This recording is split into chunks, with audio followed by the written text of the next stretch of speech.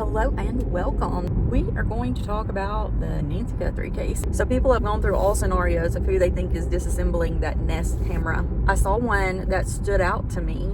Has anyone thought that possibly that is Nancy herself that is actually in the mask destroying the Nest camera? And then I got to looking back at it to see what I thought about it. When you look at the footage that they showed us, it seems as though it is either someone wearing a lot of clothing to where they can't move very well, or it is someone who just can't move very well. We know that Nancy walked with support, whether it was a cane or a walker.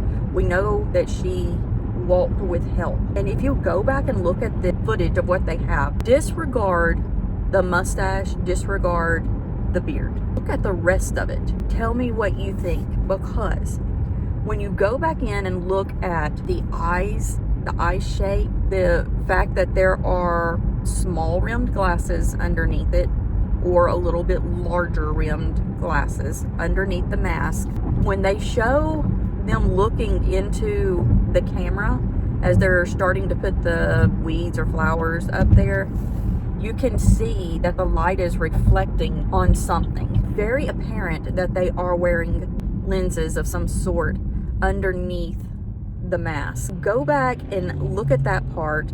You can see the reflections at the bottom, like down here, as well as in the eyes. So go back and look at those parts. Look at the shape of the eye. Look at, you can't do coloring of the eye because it is dark. So that eye coloring can basically be any color. But just look at the eye shape, the fact that they're wearing lenses, the shape of the face, and anything else that could place Nancy in that mask. And tell me what you think about it. Now, I asked if Nancy had any siblings. Ironically, after I asked that question, I came across something later saying that Nancy has a sister. I can't find any other information other than it saying she has a sister. I'm now wondering if Nancy also has a brother. Now, when you look at the video and it shows them bending down to get the flowers, it shows that they're having a hard time bending, walking, moving. We know Nancy had trouble walking. It also kind of shows that they seem to have a little bit of issue with their arms and hands. However, I do believe that they are wearing multiple layers. That would be part of why they could be having trouble with their arms and hands. Take that part with a grain of salt. Not being able to move your knees, legs, those areas, you can see that it's not exactly the same. If it was just because they were wearing too many layers, they would still be able to bend their knees and bend down, like squat down. But this is more of issues with the knees and possibly issues in the hip area, like for bending the legs, not bending at the waist. They can bend down, but they appear to have issues bending at the hip and knee area. Let me know what you think about that. I really can't find much at all about her husband. After all the research, I never did find where she owned a dog. I'm really thinking that her telling the neighbor that her dog died in December, photos or evidence or anything that she actually had a dog before that, other than Savannah's dog that's in the pictures with her. So I still think that her telling the neighbor that her dog died in December could have been key to something that needed to be researched that happened back in December. I have also seen where they say that they feel like she has been taken into Mexico. I know they said that her medicine was left behind, but I don't know that they have said anything about her possibly having extra medicine. Do we know for a fact that she didn't have extra medicine on hand? That's another thing that I'm trying to find. Is she did travel to Savannah.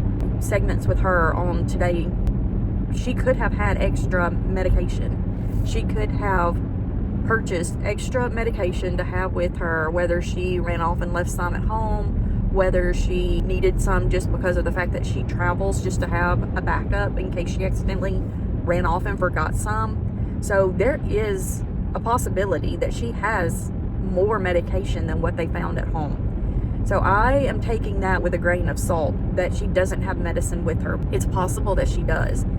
If she is in Mexico, it's definitely possible that they have gotten a hold of more medication. So I am not ruling out that Nancy is not still alive. I have no reason to think Nancy would not be still alive.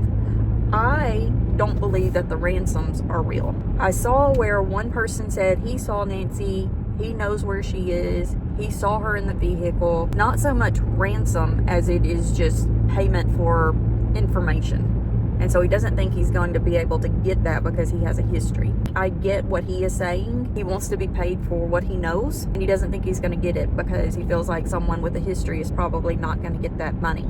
And there's nothing that says that he is wrong. There's nothing that really says he's right, but there's nothing that says he is wrong in his thinking. I get where he's coming from as far as that goes. I'm having a hard time believing they kidnapped her for any specific reason. I just don't know what they would be getting out of it. I feel like if they were trying to get ransom, they would have left a note at the scene. I feel like once somebody got there to check on her, that they would have found a ransom note, and they didn't get one within the first several hours of her being noticeably gone. So I just don't feel like this was a ransom. I just don't feel like they took her for ransom. I feel like there's definitely something else going on. Her trying to get away from something, whether it is someone trying to protect her from something else. What do you think is another reason that they would have taken the time to take this lady? Any kind of motive that I feel like someone would have had to take her. I have issues digging deep into things that I can't unsee. And so I myself will not be speaking on the Epstein case just for my own mental health. So I will not be doing that. The other thing that keeps coming up a lot is the baby macaque. His name is Punch. That is all on all the social medias about how he was born and his mother wouldn't take to him. She went through a really hard birthing process, which to me, if you are involved in a zoo type situation and you see that one has gotten pregnant and is having a hard birthing process, that one should not be allowed to breed again for her health and her mental stability. So I feel like those should be separated from the males and or fixed to where they cannot give birth just for health reasons. She went through a very traumatic birthing process. Therefore, when it was all said and done, she would not connect with her baby. So baby Punch was given a stuffed animal from IKEA that they gave to this baby, and it attached itself to this being its foster mom, basically. Staff was feeding, and if you've seen any of the videos of baby Punch with the staff members, you can tell which person was definitely the one that's been there for him in the best ways possible, because he literally will let everybody else bypass him and then cling to the one that is his person. And I find that just to be one of the sweetest things ever. You can even see some of the videos from where that caregiver has Punch with him and goes back out and puts the stuffed animal there and is telling Punch, here's your stuffy, here's your stuffed animal. And Punch is like, no, I want to be with you. And he even goes back and gets some food and puts down with the stuffy, and Punch is like, no, I want to stay with you.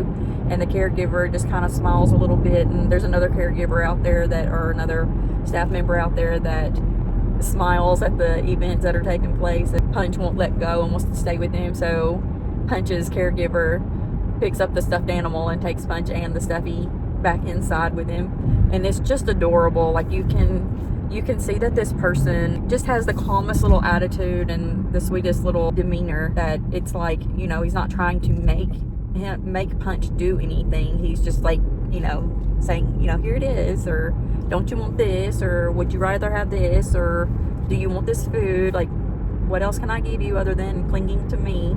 And Punch is like, no, I want to cling. So he just takes it back in. But I think that is absolutely adorable. I did see the videos of where the other macaques were being mean to him. I didn't see any of them biting him or being vicious towards him. So the one that takes him and grabs him and just kind of spins him in a circle, it's very heartbreaking to see it, but also when you look at it in the long run, Punch has a lot of fur, and so the spinning him around, his fur is what's on the ground, not his skin. So it wouldn't be hurting him near as bad as if it was like human or something that didn't have fur covering their skin. Of course, that would cause, you know, some damage and some bleeding and stuff. So it was his fur that was on that, and he's crying and he's wanting him to quit and let him go.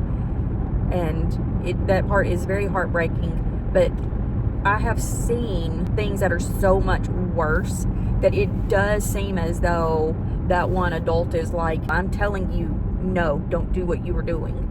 I haven't seen the video before that to know what Punch was doing before that adult one got hold of him, but it was said by the zoo that Punch was clinging onto and messing with one of the other little ones, and so they said that they thought it was the parent of that one, the mother of that one, that was trying to teach him a lesson that you don't just go jump on other kids, aggravate or upset or hurt them, you need to behave. And so it's just kind of a way of them to tell them, hey, act right, that's not acting right. And that's possible, I'm not sure, but they did say that Punch has an adoptive mother, that there is one that has taken to him and is loving on him, taking care of him, grooming him, and doing all the things that they're supposed to do, is that they show affection. And I do hope that everything keeps going like it is and it stays positive for him, because he really did win the hearts of so many people in this world, and he's just adorable. So if there is anything that you want me to cover that we haven't covered or haven't been covering, leave a comment and let me know. How do you feel about Punch? How do you feel about the way that everything is going with him? Do you feel like the zoo should have done something different, like separate him out? Or do you feel like that they did right by keeping him around the others so that he would start trying to make friends and learning? Leave your comments and let us know. So with that being said, have a wonderful day, and remember, we love you.